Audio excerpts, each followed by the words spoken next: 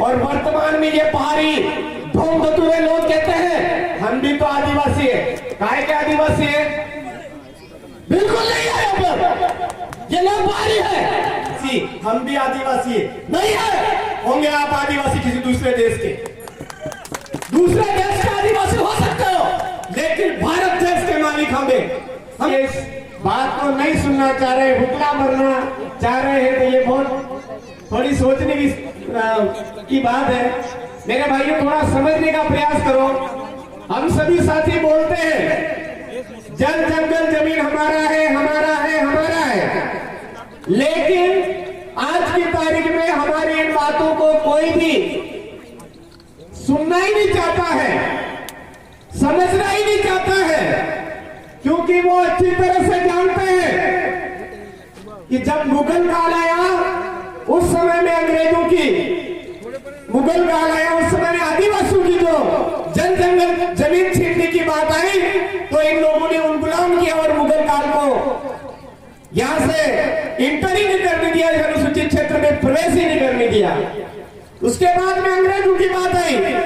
अंग्रेजों ने जैसे ही आदिवासी अनुसूचित क्षेत्र के जल जंगल जमीन की बात करना स्टार्ट किया तो ये आदिवासियों ने उन गुलाम किया और भागना पड़ा।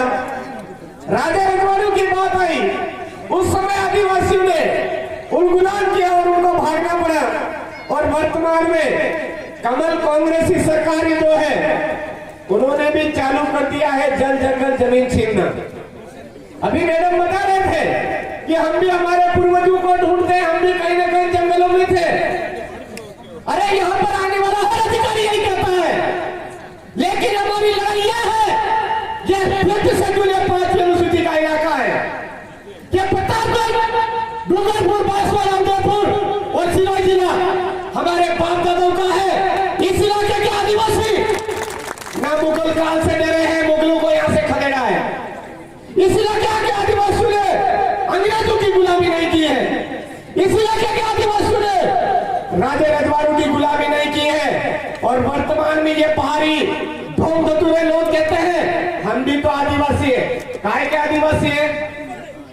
बिल्कुल नहीं है। यहाँ पर ये लोग पहाड़ी है और पहाड़ी लोग हमारे भारत देश के आदिवासियों की जमीन लेने के लिए आज हमको कहीं ना कहीं अनेक प्रकार के ढकोसलों में डालते हैं। आज हमारी पूजा भील आज टुकड़े करके मार दिया और उसका पता नहीं क्या क्या कर दिया। हमारे समाज को गुस्सा नहीं आ रहा है, क्यों नहीं आ रहा भाइयों?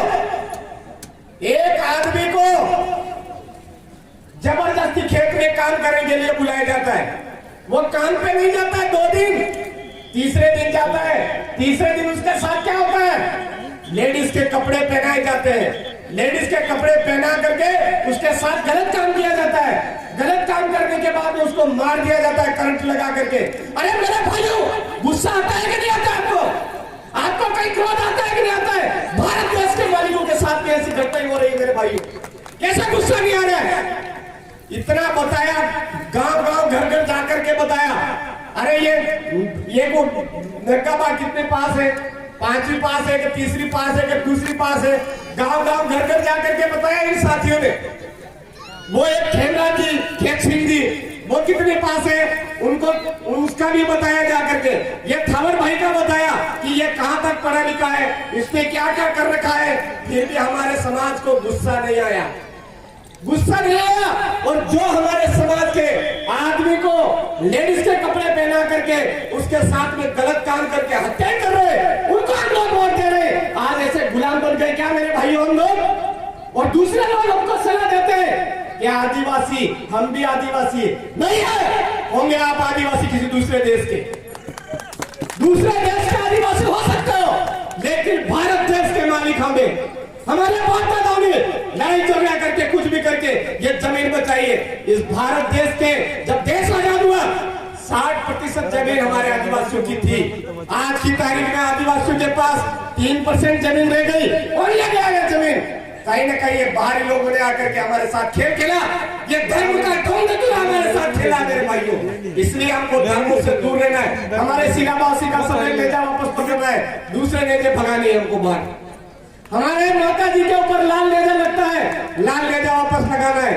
हमारे कुआं बावड़ी पर हरा नेजा लगता है, वो करना है। इसके अलावा कोई भी नजर निशानी हमारे घर परिवार के ऊपर लगाने की कोशिश करवा रहे हैं या हम कर रहे हैं, इसका मतलब हमारे बाप दादों ने जो हमारे बलिदानी दी इस जमीन को बचाने के लिए, उसको हम गाली दे रहे हैं, उसको ठुकरा रहे हैं। मेरे भाई, आज भी अगर आप भाइयों को गुस्सा नहीं आ रहा है, आप भाइयों को गुस्सा नहीं आ रहा, आपके पास भी ये जो जमीन पड़ी है रेविको के नाम पर हमारे जिलालता के अंदर 250 बीघा जमीन छीनने का प्रयास हुआ था।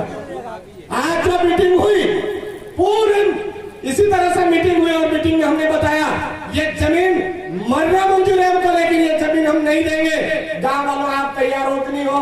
गांव वालों को पता चला कि 250 बीघा हमारी जमीन जा रही है, तो एक एक आदमी खड़ा हुआ और कलेक्टर साहब, हमारे राज्यपाल महोदय, राष्ट्रपति महोदय को ज्ञापन लिख करके दिया और आज की तारीख में वो 250 बीघा जमीन में से 1 इंच भी जमीन नहीं जाने दी।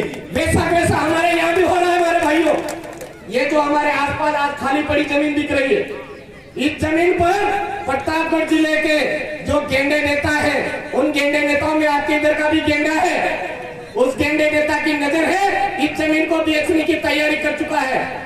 आप सभी साथियों को तैयार रहना है, ये जमीन बचानी है या जानी देनी है। रीको के हाथ में ये जमीन जानी देनी है, बचानी है।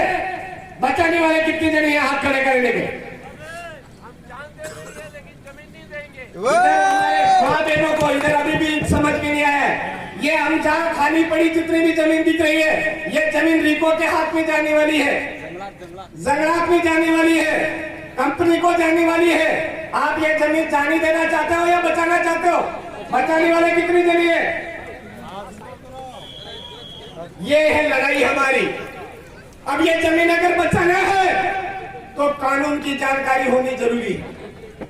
ये कानून की जानकारी अगर आपके पास में नहीं होगी तो ये जमीन चली जाएगी।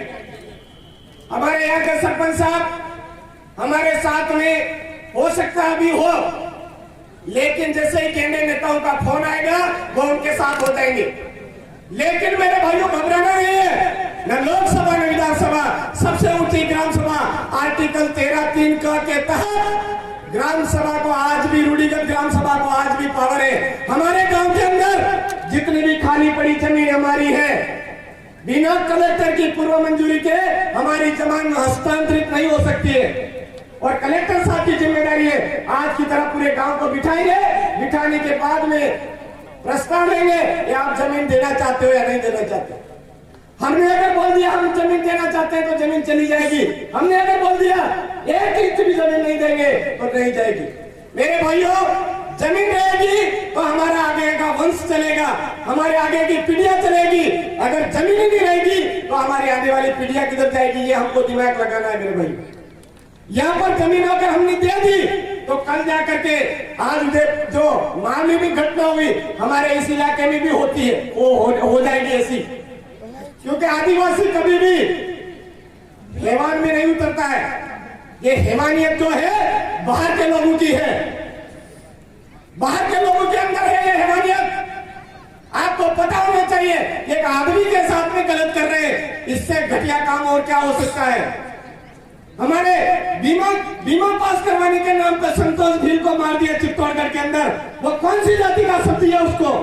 एक हरामखोर अभी इधर का आया था और वो बोल रहा था, क्या बोल रहा था कि डूंगरगढ़, प्रतापगढ़, उदयपुर, वहां पे नक्सलाइट इतने सारे हथियार है। अबे हरामखोर, तेरी औकात नहीं है हमारे पास में जो औजार है उससे मुकाबला करने की। तू औजार बोल रहा है किसको? तू हथियार बोल रहा है। अगर हमने हमारे औजार जो हमारे हाथ से हम बनाते हैं उनको ही अपने हाथों में ले लिया तो तू जो बोल रहा है वो पता नहीं किधर वो हो जाएगा। लेकिन हमारे बाप दादाओं ने लड़ाई लड़ करके हमारे लिए संविधान दिया है। आज उस संविधान की पालना हमारे धरातल पर होनी चाहिए, इसलिए आज हम संघर्ष कर रहे हैं। मेरा आज तमाम साथियों से निवेदन है, जगदीश भाई से भी निवेदन है, आदिवासी परिवार के मंच पर कोई भी गैर आदिवासी कभी चढ़ना नहीं चाहिए। याद रखिए, आज के बाद याद रखिए, कभी भी इस मंच पर अगर कोई बोलने की इच्छा रखता नीचे रखिए उनको। हमारे पूर्वज पुरखों के मान सम्मान करना उनको नहीं आता है, इसलिए हमको नहीं चढ़ने देना है। ये बात याद रखिए।